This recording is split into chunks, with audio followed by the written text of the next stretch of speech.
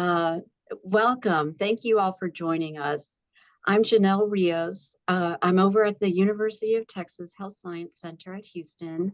I'm located in Houston. I'm also the director of the Prevention, Preparedness, and Response Consortium. You have just entered a webinar called The Deployment of Advanced Reactor Technology and Health Physics Needs, an overview of small modular reactors and microreactors. And this is going to be presented by Dr. Wade Marcum of Oregon State University. And our webinar is sponsored by the Texas Southern University, my university, also called UT Health Houston, as well as the Prevention, Preparedness, and Response Consortium, or P2R Consortium for short. So just a quick second about the P2R Consortium. We are funded by NIH, specifically the National Institutes of Environmental Health Sciences Worker Training Program, and there's our grant number in case you're interested. We conduct trainings pretty much all over the country in health, safety, preparedness, and response. Even though we are found all over the country, you will mostly find us in Public Health Region 6, which is outlined in blue here, or 8, which is outlined in red. And you can see that we cover a big chunk of the United States from border to border. And our consortium includes our university, because we are the prime institution, the University of Utah, and Texas A&M University. We're friends with those Aggies. So with today's webcast, we have 2 learning objectives for you. In basic terms, you'll be able to explain SMR and microreactor technology and be able to outline the training needs in the health physics community based on these technologies. And I do want to give a quick shout out to all of these people who helped put today's webinar together: Dr. Marcum, Dr. Harvey, Safety Bob or Dr. Emery, Pamela Phillips, and So Young Kwan, who have worked hard behind the scenes to make this happen. A little bit of housekeeping. Your mics, please make sure they're muted. If not, I'm going to go ahead and go into the system and mute all your microphones. I had originally said cameras off, but it's kind of nice to see you all and all your lovely faces. So feel free to keep your cameras on. If you have questions, please enter those into the Q&A box rather than the chat box. It just makes it easier for me to keep track of those questions because I'll be handling them and then sending them back out to either Dr. Marcum, Dr. Harvey, or Dr. Emery. This webinar is being recorded. You'll be able to find a link to it on our P2R Consortium website. This is the web address, but we'll send you an email with that information. Be on the lookout for that email in about 2 weeks. There is a very short exit survey. So once you leave the webcast, that survey will pop up. So please answer those questions and tell us with brutal honesty how well we did, or if there are areas where we can improve, because we would love to have that information. And we will be sending out attendance certificates via email in about 2 weeks. So thank you guys so much for joining. And what I'm going to do is I'm going to stop sharing my screen, and I am going to send it over to Dr. Harvey to introduce our speaker. Thank you all. Thank you, Dr. Rios. Appreciate you so much. You and the UT Health team, our good friend, Dr. Emery, and all of your cohort there. We are really appreciative of your earnest efforts to help make this effort possible, this collab, if you will, between Texas Southern University and UT Health. So with that said, before I introduce our guest speaker today, Dr. Marcum, I want to tell you a little bit about myself. My name is Mark Harvey. I'm a professor of physics here at Texas Southern University. We had some time ago a health physics program that we're earnestly making an effort to bring back on board. And so with our friends at UT Health and our good new friend, if you will, Dr. Marcum here, ideally we'll be seeing that kind of narrative in the not too distant future. That is to say, a health physics specific emphasis here again at the Texas Southern University. Let me briefly mention to you about Texas Southern. So Texas Southern University possesses an impressive array of more than 100 undergraduate and graduate programs and concentrations, a diverse faculty, 80 plus student organizations, and an extensive alumni network comprised of educators, entrepreneurs, public servants, lawyers, pilots, artists, and more, many of whom are charged change agents, if you will, on the local, national, and international stage. Nestled upon a sprawling 150-acre campus, Texas Southern University is one of the nation's largest historically Black universities in the United States. So let me just mention to you about our mission here. The mission of Texas Southern University is a student-centered, comprehensive doctoral university uh, committed to ensuring equality, offering innovative programs that are responsive to its urban setting, and transforming uh, the diverse local student population that we have into lifelong learners, engaged citizens, and creative leaders in their local, national, and global communities, respectively.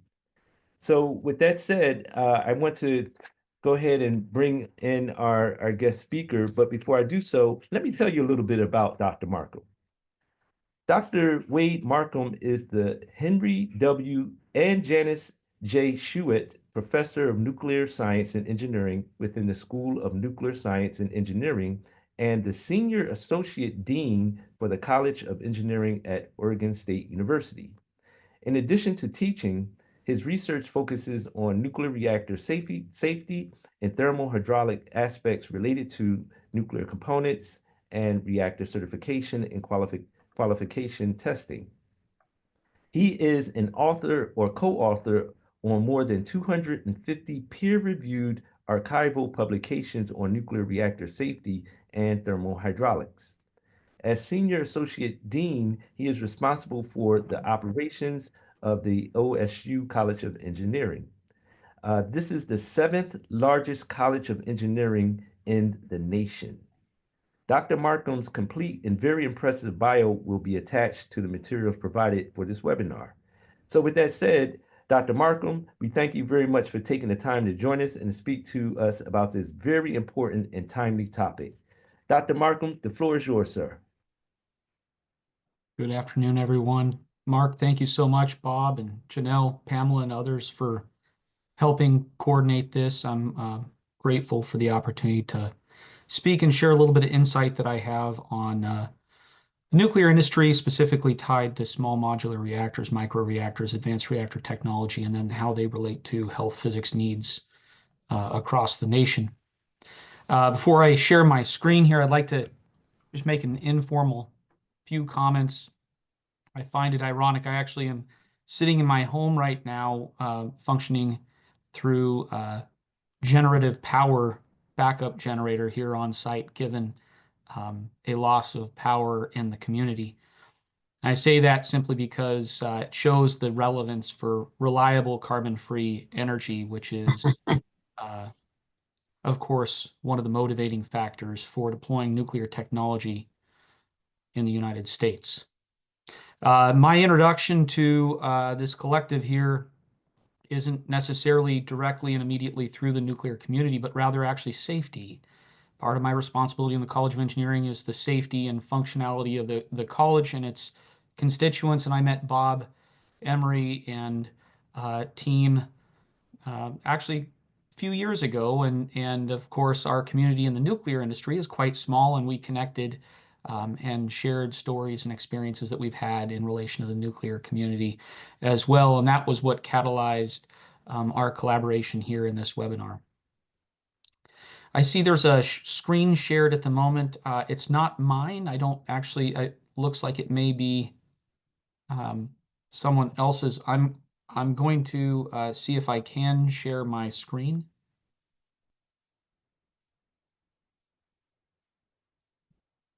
If someone might be willing to let me know. We see it. Seeing it. Thank you so much.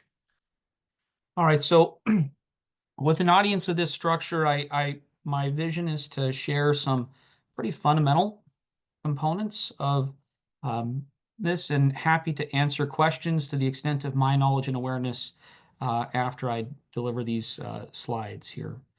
So as was shared, Mark and Bob and others asked if I would speak for a few minutes to you all on the deployment of advanced reactor technology and health physics needs to support. And given the breadth and of knowledge base of the folks on this call, I thought, it might make sense to begin by asking some rhetoric questions. For example, what is advanced reactor technology? What does that mean? And how might that interact or intercouple with the existing fleet of nuclear reactors that we have and operational and functional across the United States? But then also, how does that interconnect with small modular reactors and microreactors? So this slide here, this figure is one that's rather, I would say, canonical to the nuclear industry. You could probably go on the Nuclear Regulatory Commission and Department of Energy and a number of different vendors' sites and find something similar. In context, the nuclear industry identifies itself in power plants in the form of different generations of technology. Fermi 1, shipping port, and others being a part of that first generation. These really were seminal in rolling out civilian power for our United States and actually demonstrating the peaceful means of nuclear technology for the world as a whole.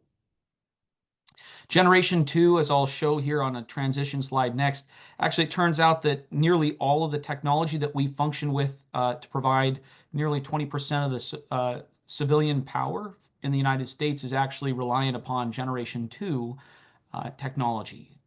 That's our traditional light water reactors, boiling and pressurized. And that technology was initially conceived in the late 60s, engineered in the 70s, and deployed as late as the 80s. But you can imagine, obviously, based on those timelines, the reality is that the infrastructure that we have that's functional and providing reliable power to the energy grid is aging and dated and has gone through a number of relicensing efforts to ensure that we continue to operate those plants through the reliable lifetime as a result. The next is Generation 3.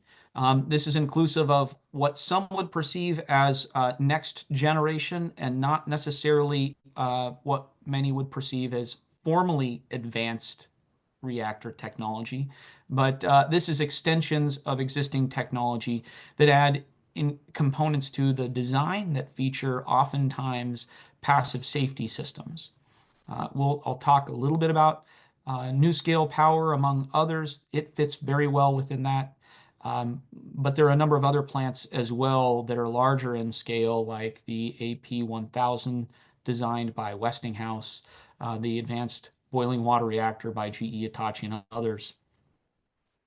Generation 4 reactors are really what is the foundation of the term advanced reactor technology.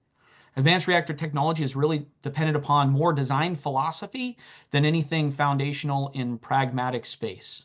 So that design philosophy and features include things like focusing on increasing efficiency, increasing safety, improving upon the simplicity and modularity, creating elements that are innovative, and then optimizing our safeguards for nonproliferation. These can oftentimes be a bit nebulous in how they're measured, but regardless, we can in fact quantify them in some capacities to demonstrate their improvement upon the existing technology.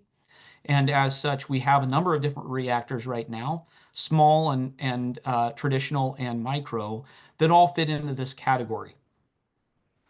Again, as I mentioned, although we talk about advanced reactor technology here, and that's the focus with respect to even specifically small modular reactors and micro reactors, the abundance of our power centers on Generation 2 with one caveat at the moment. We have a few power plants that are operational in Vogtle, Georgia, that are the Advanced Plant 1000. It's designed by Westinghouse in collaboration with Toshiba. The remaining that are functional and providing power to the grid and for civilian purposes are that of Generation 2. So what that means in practice here is that we have a lot of paper reactors whom companies and utilities research institutions, national labs are all working very aggressively to innovate and evolve and move to a physical infrastructure to support that of specifically advanced reactors. All right, so within advanced reactor space, the rhetoric question becomes, well, then what does a small modular reactor mean? And or what does a micro reactor refer to? Well, the regulatory body of the nuclear industry is the Nuclear Regulatory Commission. And the regulatory body defines a small modular reactor as one that has a power, electric power, that does not exceed 300 megawatts electric. And in this capacity, there are a multitude of different ways for a vendor to come up with a concept and design that can provide electricity of this capacity. There's value in small modular reactors. Pragmatically, regardless of your position on the marketplace and or economics, most anything comes down to money. And one of the biggest barriers to rolling out nuclear technology right now with the traditional generation plants is that they're incredibly large, and the capital or overhead to invest in a power plant is on the order of $10 to $20 billion, which makes it very difficult to recover that on a 20-year return on investment. And few companies have the equity to do that in a way that doesn't leverage them and create undue risk. Small modular reactors create opportunity for companies that would otherwise not be able to invest in energy through scale of economy. This picture here shows one example. NuScale is a vendor whom has the only licensed small modular reactor to date in the United States through the Nuclear Regulatory Commission. I'll talk about other technologies here shortly. I simply refer to it here because the concept that they have developed is in relation to a truly scale of economy approach where they have different vessels, reactor pressure vessels that are tied to isolated nuclear steam supply systems and can be paired in different configurations, 4, 6, or up to 12 on a site at any one time. And that allows for the plant or the site to be scaled as the community around it grows and as the municipal utility or company whom owns that plant to continue to invest in the site itself. Unlike small modular reactors, there's a slightly different variant of in the definition of what a microreactor is. It's one that has a power output in thermal megawatts. That is, the conversion from thermal to electric tends to be on the order generally of 1/3 as you scale down. Your electric or your thermodynamic efficiency actually reduces and can reduce compared to that. So 20 megawatts thermal or lower is one that is referred to as a microreactor. Why these definitions matter is because there are variants in our licensing process through the Nuclear Regulatory Commission that drive how a vendor engage with the licensor and how they actually present their documentation to license through site application request process, so on and so forth. And I'm happy to answer more details in that to the extent that I'm aware later on. Obviously, the smaller the plant, one of the more economical components of this is that it has a benefit of drawing in more qualified manufacturers for reactor pressure vessels and other integral safety systems that are local in the United States, much more modular in capacity, as was featured on one of the early slides in design philosophy and design features. So I want to be my caveat here. My qualifier to you all is there are an incredibly large quantity of very progressive vendors in the United States right now. And I do not mean in any respect a slight to any one of them by excluding them from this slide. I simply reference 4 only because they have different aspects of their design and technology. So one of the things that is very important from a health physics perspective is obviously one of the goals is to protect the public and protect the workers, protect the people. And that's done in different ways depending upon the technology itself. The term small modular reactor and microreactor simply have to do with the size and scale of electric or thermal output of that plant, but the means in which it is generated and transferred from a thermal production, from the fission of uranium and or plutonium atoms into that of electric power, can vary. These four different concepts here just represent four different coolant types for which each plant could plausibly function and are all being pursued right now.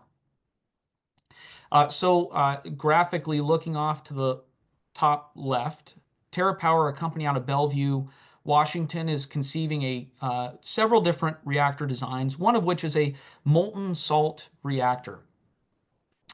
There are a few common molten salts that are being considered across the United States. One is FLiBe, and one is a chloride, and one is a beryllium base in its base component. Each have different hazards. These hazards can, in fact, impact a health physicist, but primarily the relationship between them is mostly chemists and their occupational duties on a power plant's site.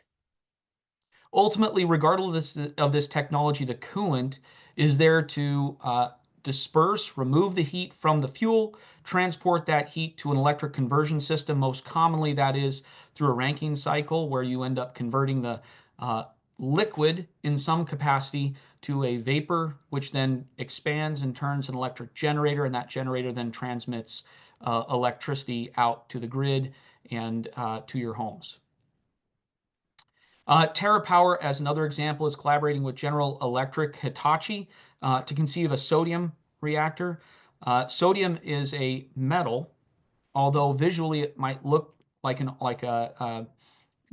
alternate form, but it is in fact a metal. It has a modest melting temperature, and because it's a metal, it actually conducts heat incredibly well. So it's a very effective coolant for removing heat from the fuel and transporting it around.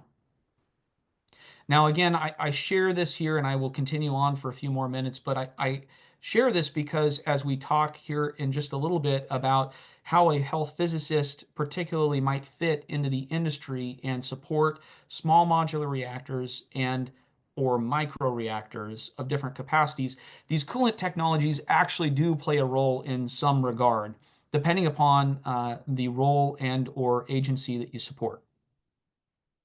You can imagine that a sodium reactor, which has a volatility that's chemical in nature when it comes into contact with air or oxygen, is far different than that of a gas reactor, one that is filled with helium most commonly, like that of the General Atomics concept here in the top right slide of this slide.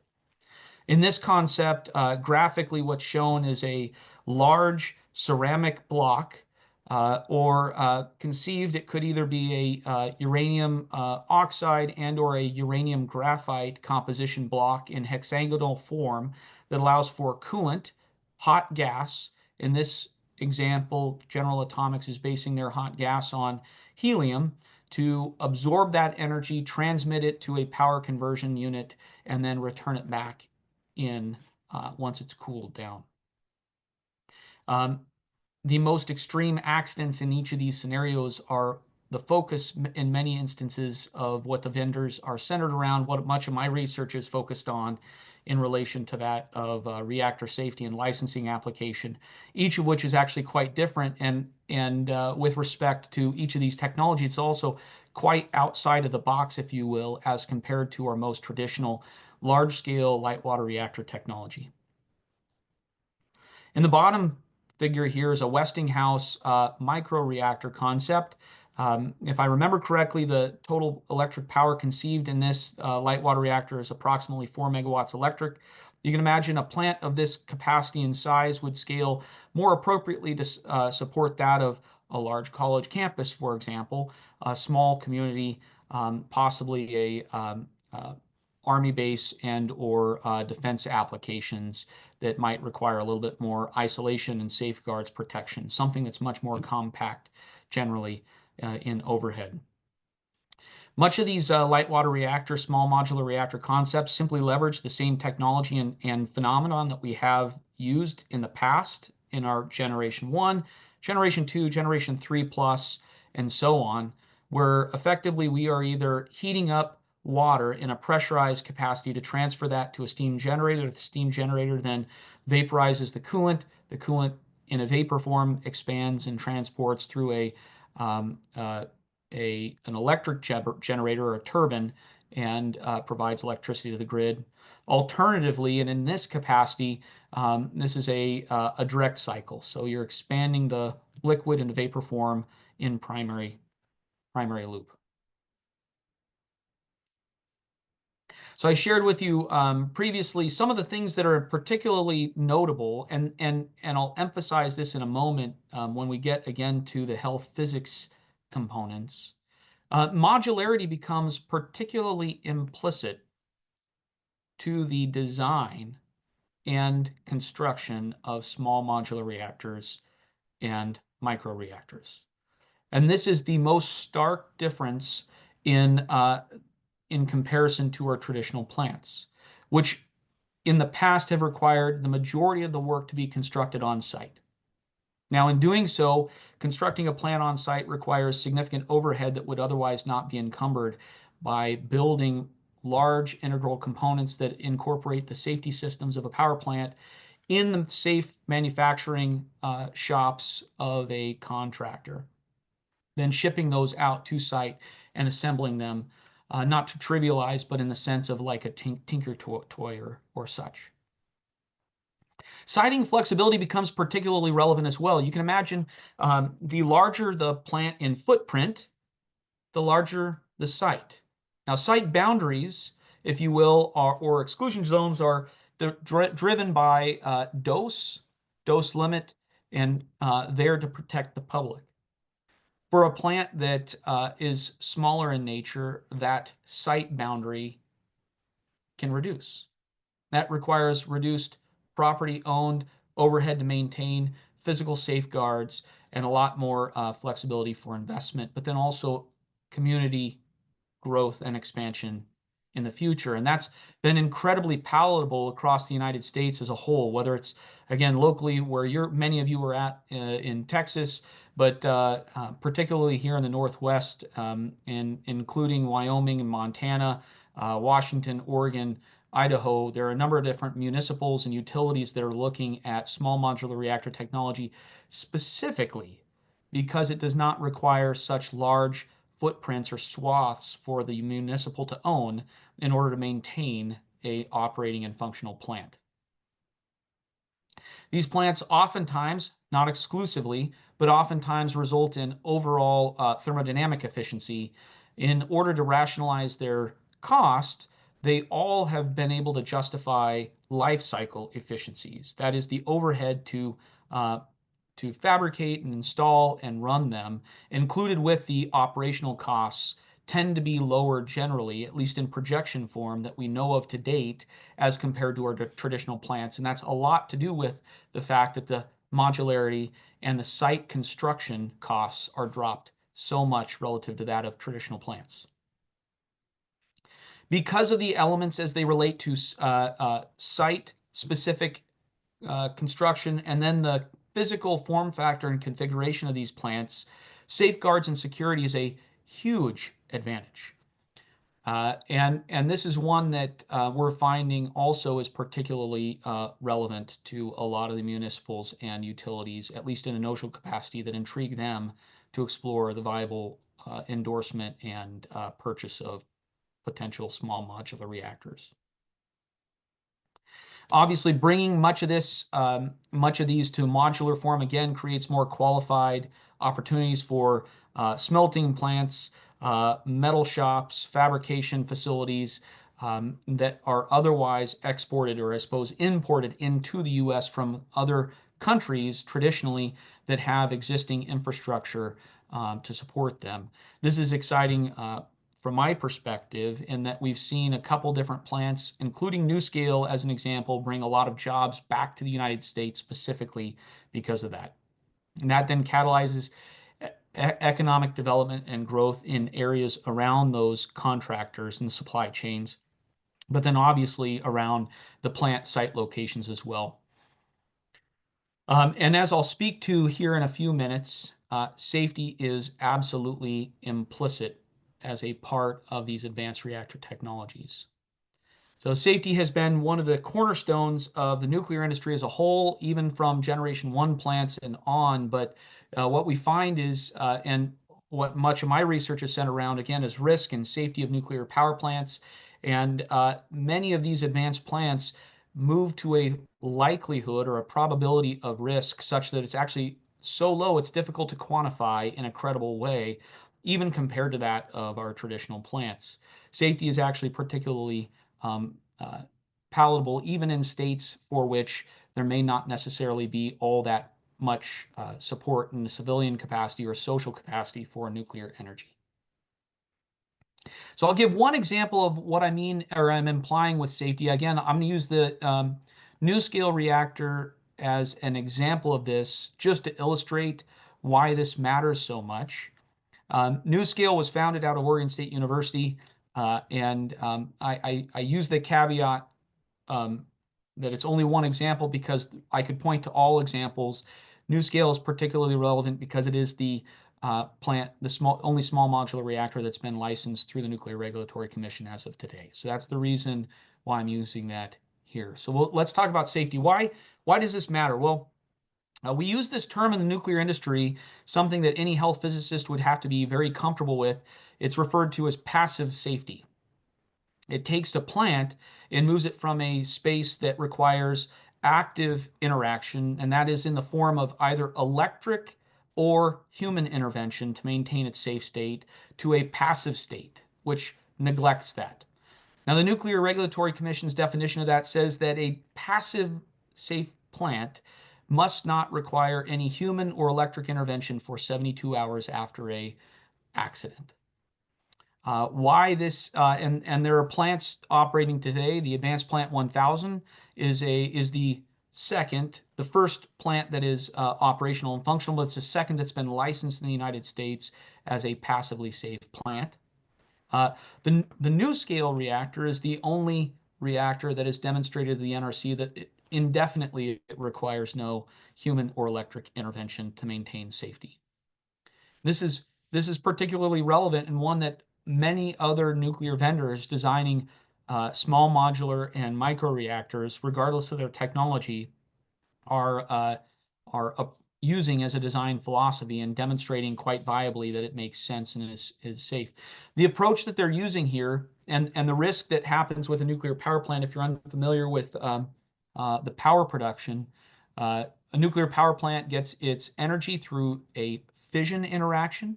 Fission interaction takes place when a neutron bombards a fissile atom. A fissile atom, two examples of that are uranium and plutonium. Ultimately, a fissile atom is one in which, when it splits apart after having been bombarded by a particle, it produces more neutrons. So in theory, a nuclear reactor is really just a glorified way of controlling neutrons within a fissile material. And if we can do that reliably and safely under all conceivable conditions within credibility, we can then license our technology and deploy it.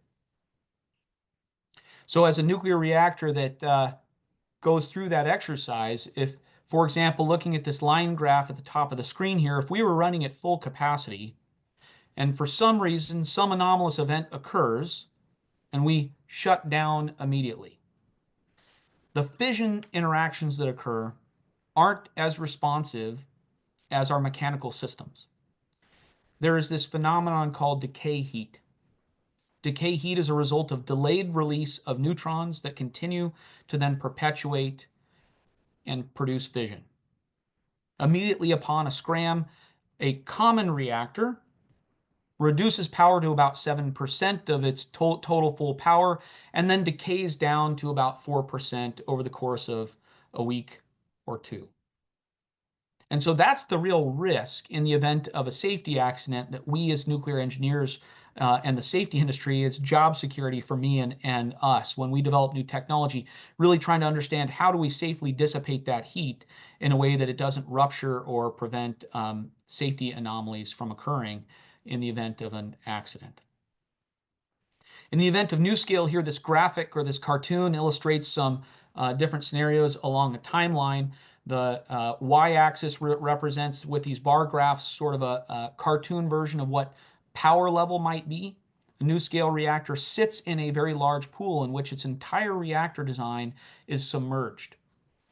When an accident occurs, the reactor shuts down. Immediately it moves to about 7%. 7% of a plant is immediately on the order of about 10 megawatts thermal, and then that transitions quickly into 2.5, 2, 1.1, 1, and so on and so forth.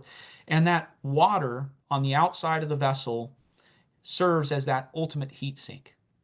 Just like boiling water on the stove, water boiling is one of the most efficient ways of removing heat, and they're leveraging that phenomenon in the event of the loss of on-site power and or control of the reactor system. That boil off has enough heat removal capacity then to keep that reactor cool to the point to where that decay energy can then effectively be air cooled, and thus resulting in this sort of indefinite cooling in a passive capacity. You might think that this is something that's spun from a nuclear engineer's perspective, and I suppose it is. That's how I define myself. This is particularly paramount from a health physicist's perspective as well, because the reality is much of what a health physicist centers on is the release of radiation in the event of an accident, at least in that scope and or lens. And this provides a significant level of comfort and credibility, reliability, and predictability on the lack of likelihood for that to occur, and then also being able to predict the magnitude in which it does occur. So how might health physicists fit in to this sort of gambit of experiences as it relates to advanced reactor technology, small modular reactors within that, and or microreactors? I'll go over here briefly 3 different areas. And I want to be very, very clear that I'm overly generalizing each of these and happy to answer questions as they may come up. But I tend to like to bend, particularly for my graduate students, as they ask me questions where they might fit in. I like to bend these sort of in the life cycle of how they might participate. So a health physicist could certainly participate in research and design of a nuclear power plant, certainly integral and required as a part of that plant's design. The licensing process, the regulation and oversight of the licensure of that design. And then, of course, obviously the operations. We cannot operate a power plant without qualified health physicists on site. So really quickly here, in the design of a plant, much of what is needed, not exclusively, but much of what is needed from a health physicist perspective is actually detailed in our Federal Code of Regulations 10 CFR 50 Appendix A, General Design Criteria, which talks about the assurance of control of fuel and coolant, shielding materials, and the control word is really the particularly critical word to focus on. Control means effectively that we have both an understanding of what is being experienced, but then also the impact and or consequence of outcomes. And then monitoring of radioactive release as a result. So these are the notional elements that a health physicist would contribute to in the design process that would help lead to a licensing of nuclear technologies. And again, continuing on here, we would then continue to align with 10 CFR 50, which is licenses, certifications, and approvals for nuclear power plants. This is the presentation and form in which this all gets documented, along with that of the extension of 10 CFR 20 subpart D, which is in relation to the emergency planning and environmental monitoring. And I'll talk about that here in a minute when we go over licensing process.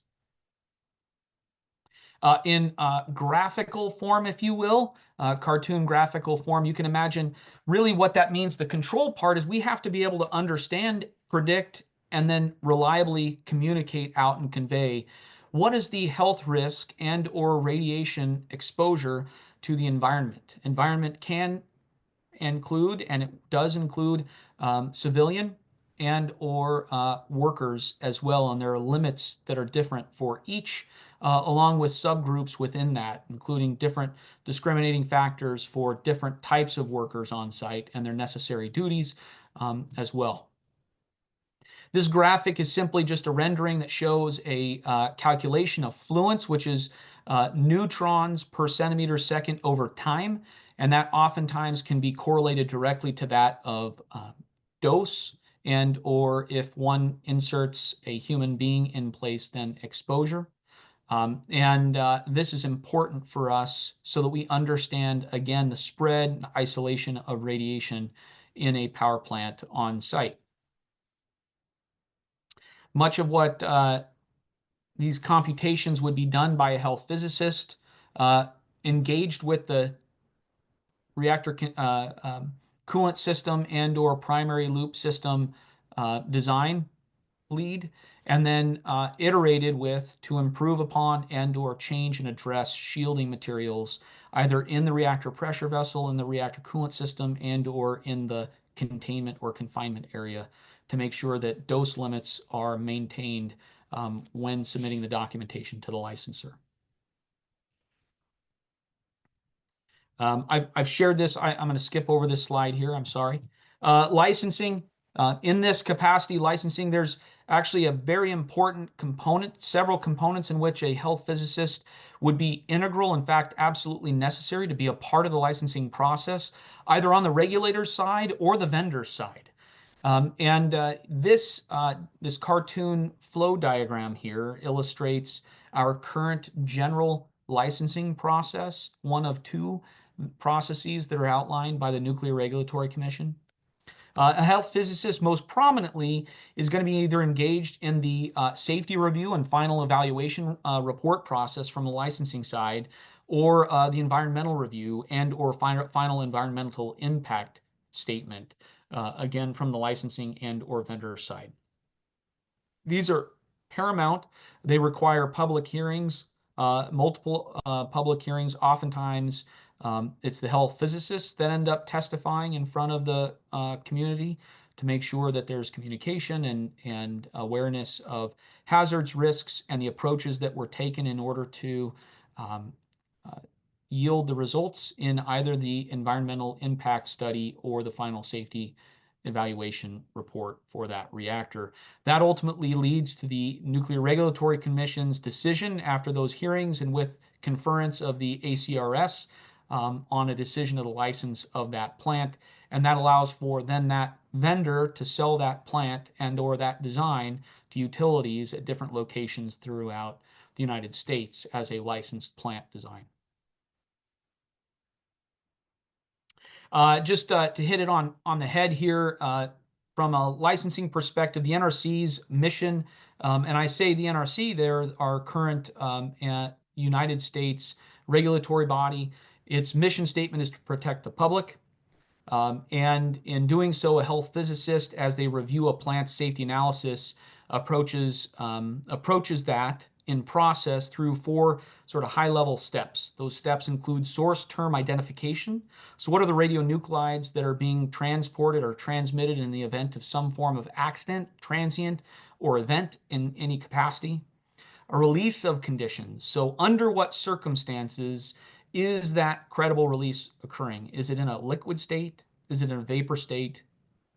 What circumstances is the reactor releasing radiation to the public? The environment in which it's occurring. Is this in a very isolated landscape and or low winds? Are there incredibly high winds, large plumes in the jet stream? These factors play a role in projecting out the consequence, which is shared here, the environmental consequence, or what is really the dose to the public. And that is important because we, as a community and the regulatory body, have thresholds for which they hold vendors accountable in order to receive licenses and site applications for site-specific plants. All right, the operations. I'm going to go over this briefly, but I want to make sure that everybody understands that this is particularly the most prolific area in which, and when I say prolific, I mean in quantity of employees that are required, and also what is in the most demand nationally right now as of today. There are a number of different aspects in which a health physicist would engage in, support, and or lead the operations of part of or much of a nuclear power plant on site. One includes radiation monitoring, understanding baseline expectations and or predicted levels of radiation within a region or area of a plant, and or whether or not those thresholds have been exceeded for any particular reason, doing root cause analysis, engaging with folks as a part of that, and understanding the impacts that result if those thresholds are breached. Contamination control is a continuing topic that's important. It sounds derogatory. Contamination really is just the uncontrolled location of any material that's undesired, and it turns out that health physicists are responsible for that in the entire power plant. Understanding what, when, where, when, and why a material and or contaminant is located in a space is paramount to the sustained operations of a plant. Health physicists are far more knowledgeable than many other folks, technicians, refueling, non-licensed reactor operators, supervisors, plant and shift leads, and others, as it relates to the hazards and or pragmatic logistics of training and education in a safe capacity for their specific site that they're located on. A few others, of course, obviously, in the event of an anomalous outcome that's undesired, emergency response is inclusive of health physicists, but not exclusively reliant upon them. Health physicists play an integral role in, again, understanding the implications of human response as it relates to minimizing the overall hazards and exposure to the public and or the workers, and addressing those hazards in a way that it minimizes risk to humans and or equipment. Regulatory compliance, whether it's local, state, or federal, is also incumbent upon a health physicist. And then again, exposure control. Individuals identified and wear oftentimes PICs and or dosimeters, and those dosimeters then are monitored and managed to make sure that individuals don't exceed their dose limits and or exposure limits in the event of known and or unknown or unpredicted events. There are many other elements in which health physicists engage in an operating nuclear power plant during, before, and after it's functional. These just simply here reference what the United States is presently in a shortfall for more than the others. Not that the others are any less trivial. They're all important. In fact, actually, I sit on the INPO board right now, and much of our conversations on a regular basis are centered around the lack of employment and available human resource to support both nuclear engineering and also health physics operations of individuals who are willing to function on site as opposed to remote. This is a really high demand area right now. So as Mark shared, I'm really excited to hear about the efforts of TSU and Texas as they relate to starting, or I suppose reinvigorating the health physics culture and program. It's a really important degree offering an educational curriculum for our students. I say our students, meaning nationally across the United States. Given all the positive and exciting momentum, certainly the most recent catalyzing news around potential site placement of different potential reactors in the Texas University system, there's going to be a real need for local educated students who meet appropriate qualifications to support all these different areas, but particularly obviously operations once a plant is sited, placed, and functional. I list a few different degree credentials here, only simply to reference the plethora of opportunities that exist across the nation, knowing that Mark just shared efforts that are underway at TSU and again, reinvigorating the health physics program specifically. Again, very exciting. And there are a few programs across the nation that offer a Bachelor of Science and a BS in health physics.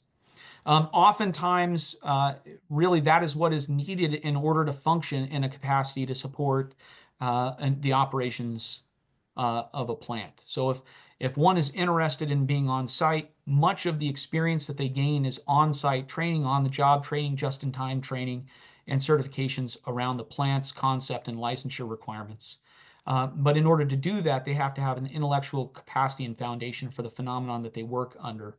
And that really requires a Bachelor of Science.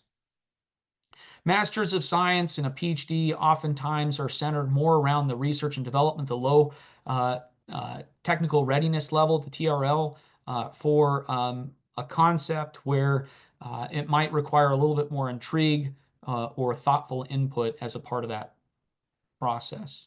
And then lastly, the certified health physicist is one that a plant oftentimes will contract through a third party, and but is also very much needed as a whole. All right, so with that, that's my last formal slide here. I really appreciate everybody's time. I'm going to stop sharing. It looks like I'll turn it over to Janelle, possibly. Yes. And Yes. happy to answer any questions if there are any. Wonderful. Thank you so much, Dr. Marcum. That was absolutely fantastic and exactly what we needed.